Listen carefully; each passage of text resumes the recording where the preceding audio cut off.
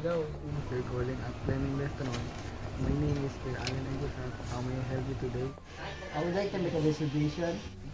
Okay sir, may I know when and what at time? It will be tonight at 18:30. May I please know your full name, sir? My name is Michael Angel Mosqueda.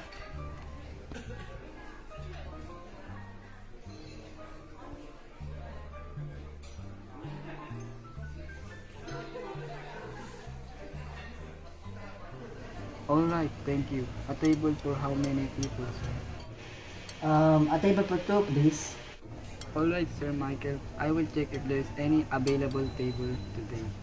Okay, sure.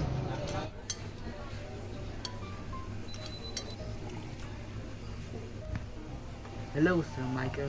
Thank you for waiting, and I would like to tell you that there are available tables at the preferred time that you gave me.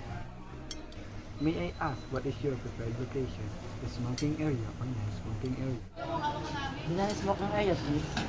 Sir, are you celebrating any particular occasion? It will be just a regular dinner. Okay, sir. Is that all, or you have any request to make? That's all. Thank you.